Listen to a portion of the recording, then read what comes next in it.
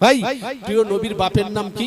আব্দুল্লাহর বাপের নাম আব্দুল মুতালিব, মুতালিবের বাপের নাম হাশেম, হাশেমের বাপের নাম মানাব, মানাবের আব্বার নাম কোসাই, কোসাইয়ের আব্বার নাম কিলাব, কিলাবের আব্বার নাম কাব, কাবের আব্বার নাম লোবাই, লোবাইয়ের আব্বার নাম গালিব, গালিবের আব্বার নাম ফিহির, ফিহির আব্বার নাম মালিক, মালিকের আব্বার নাম নদর, নদরের আব্বার নাম কিনানা, কিনানার আব্বার নাম খুজাইমা, আর খুজাইমার আব্বার নাম মুদ্রিকা, মুদ্রিকার আব্বার নাম ইলিয়াস, ইলিয়াসের আব্বার নাম সুদার, সুদারের আব্বার নাম নিজার, নিজারের আব্বার নাম মাআদ, মাদের আব্বার নাম উদ, উদির আব্বার নাম মাকুয়াস, মাকুয়াসের আব্বার নাম আরফাকাস, আরফাকাসের আব্বার নাম আরফাকাসের আব্বার নাম কাইনান, কাইনানের আব্বার নাম সাম, সামের আব্বার নাম উদ, উদির আব্বার নাম সালমান, সালমানের আব্বার নাম ইয়ালদারুম, ইয়ালদারুম আব্বার নাম ফসল, ফসলের আব্বার নাম কাইনান, কাইনানের আব্বার নাম কাসেম, কাসেমের আব্বার নাম ইয়ানিস, ইয়ানিসের আব্বার নাম হারি, হারির আব্বার নাম মুতাসালিম,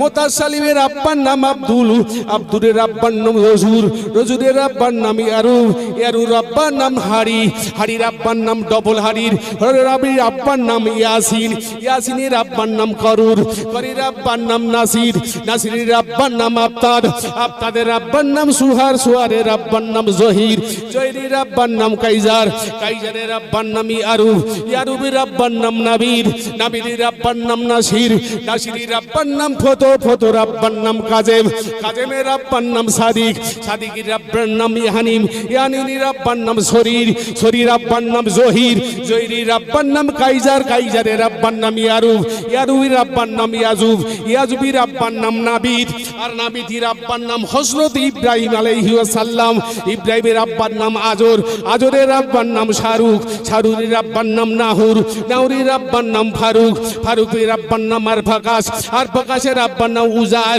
উজারের আব্বার নাম শালিক, শালিকের আব্বার নাম আখিনিক, আখিনিকের আব্বার নাম শ্যাম, আর শ্যামের আব্বার নাম হযরত নূহ আলাইহিস সালাম, নূহ আলাইহিস সালামের আব্বার নাম আরফাকাস, আরফাকাসের আব্বার নাম কাইনাল, কাইনালের আব্বার নাম মাহানিন, মাহানির আব্বার নাম ইয়ানিস, ইয়ানিসের আব্বার নাম হযরত শীশ, আর শীশের আব্বার নাম হযরত আদম আলাইহিস সালাম। জোরে বলুন ও মুসলমান, নিশ্চিত মনে রাখবেন, ডারউইন বলল মানুষ বাঁদর সন্তান, না না না না না, এই কথা আমরা কোনো দিনের জন্য বিশ্বাস করতে পারি না। আমি নিশ্চিত করে বলতে পারি, আপনি যদি মনে প্রাণে ডারউইনের এই তথ্য মেনে নেন, না না না না না, আপনার মুসলমানের কবরে কবর দেওয়া হারাম হবে। আমি এটাই শুধু বলতে চাই, ওরা বাঁদর হলে হতে পারে, আমরা নই। বলে না বড় বিশ্বাসের ছোটবেলা কোনো এক কাফেলায় একটা জায়গা যাচ্ছে, ডাকাত দল আক্রমণ করলো, ডাকাত দল সবার কাছ থেকে ছিনিয়ে নিল। হুজুর তখন ছোট, হুজুরকে বললো, এই খোকা তোর কাছে কি আছে বল। তা বলল, আমার কাছে 4টে সোনার মোহর রয়েছে। জোরে বলুন না সুবহানাল্লাহ। ডাকাত দল অবাক হলো, কিরে সবাই যখন লুকিয়ে রাখছে শ্রাবণপত্র, তুই তখন বললি কি করে আমার কাছে 4টে সোনার মোহর রয়েছে? বড় বিশ্বাস এক কথা বলেছেন, আমার মা মিথ্যা কথা বলতে বারণ করেছে। জোরে বলুন না সুবহানাল্লাহ। আমরা আমাদের ছেলে এই বড় বিশ্বাসের জীবনই ফেকাতে চাই না। আমরা গোপাল ভালো বড় ছেলে, সে কোনোদিন মিথ্যে কথা বলে না, সে একটা কাল্পনিক চরিত্র, সেটাই আমাদের ঘরের সন্তানগুলো শিখছে।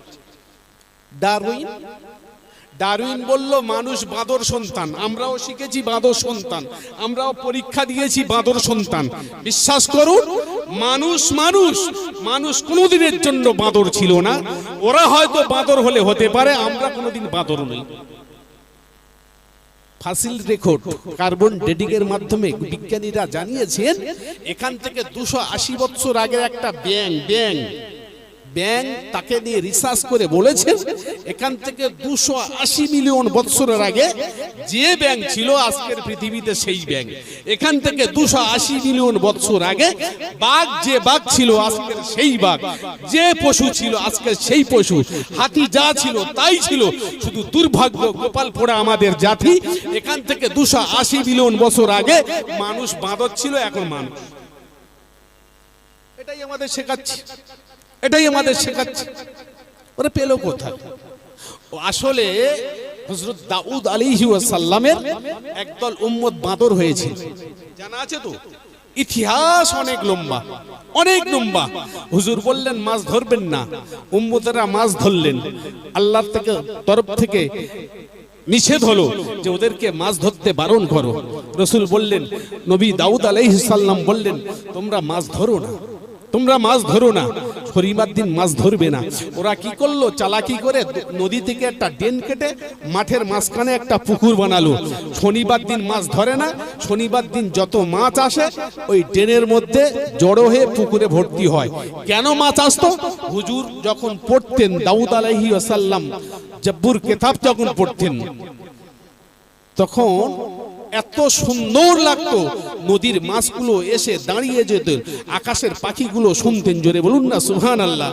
ওরা শনিবার দিন মাছগুলো যখন ড্রেনের মধ্যে পুকুরে জড়ো হতো, ওখানে আটক করে দিত, রবিবার দিন ধরতো। হুজুর বলল, কি ব্যাপার তোমরা মাছ ধরছো?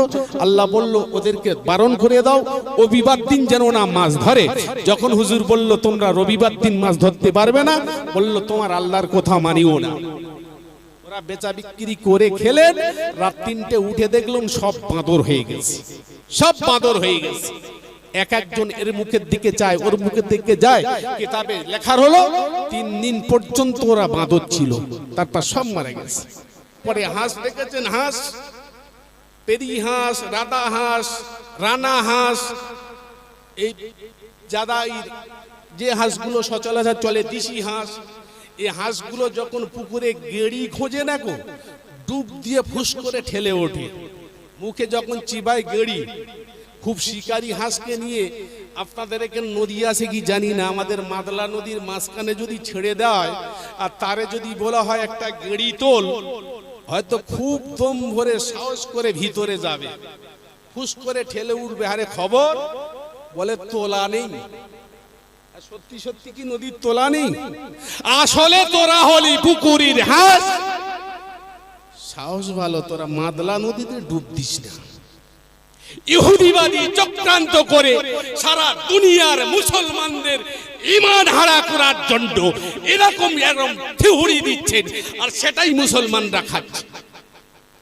মাত্র 5টা 6টা 8টা 10টা 2 লক্ষ ইহুদি সারা পৃথিবীর মানুষকে কন্ট্রোল করছে। কেন গো তোমরা এইভাবে কন্ট্রোল করছো কেন?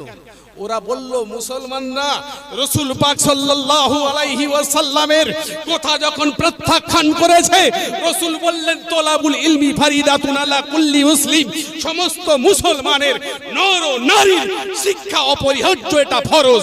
ওরা এখান থেকে যখনই মুখ সরিয়ে নিয়েছে, রাসূলের ওই কথাটা আমরা লুফে আমাদের ছেলেদের, আমাদের স্ত্রীদের, আমাদের কন্যাদের লেখাপড়া শিখিয়ে সারা পৃথিবীর মানুষের রাজা করে বানিয়েছে। আমাদের হাতে সবকিছু। কিসের জন্য? লেখাপড়ার জন্য। কিসের জন্য? লেখাপড়ার জন্য।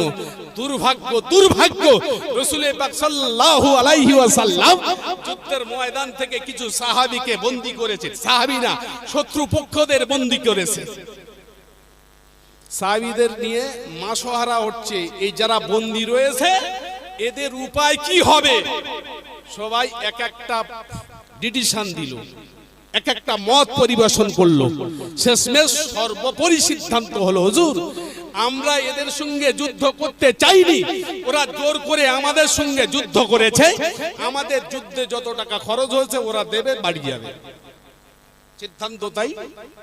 40 জন কাফের পক্ষ, শত্রু পক্ষ বন্দী হলো। তাদেরকে ধরে নেন, বলল, বাপ তোমাদের আমাদের 4 লাখ টাকা খরচা হয়েছে, তোমরা এক একজন 4000 কোটি টাকা দেবে। একটা হিসাব ধরে নেন। একজন কেউ ডাকলো, বাপ তোমারে 4000 টাকা দিয়ে চলে যেতে হবে।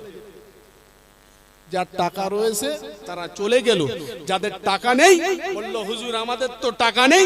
রাসূল বললে, তোমাদের যখন টাকা নেই তোমরা শিক্ষিত মদিনার ছেলে পুলেদের তোমরা লেখাপড়া শেখাবে। জোরে বলুন না সুবহানাল্লাহ। মুহাম্মদ সাল্লাল্লাহু আলাইহি ওয়াসাল্লামের জীবন চরিত্র নিয়ে যারা ভেবেছে, দেখেছে, দেখতে দেখতে বললেন, Muhammad is like the prophet and first very gentleman, is not second man. পৃথিবীর মানুষ মুহাম্মদ সাল্লাল্লাহু আলাইহি ওয়াসাল্লামের মতন এত সুন্দর মানুষ আর পৃথিবীতে আসতে পারে না। জোরে বলুন না, জোরে বলুন না। রাত টানার পরিচালিত যে ধর্ম ইসলাম প্রথম থেকে এসেছে, আমরা মুসলমান প্রথম, তো মুসলমানদেরকে সবাই বললেন Islam is complete course of the life. যারা মুসলমান, যারা ইসলামের ভিতরে ঢুকেছে তারাই মাত্র কমপ্লিট কোর্স, আর সব বাতিল।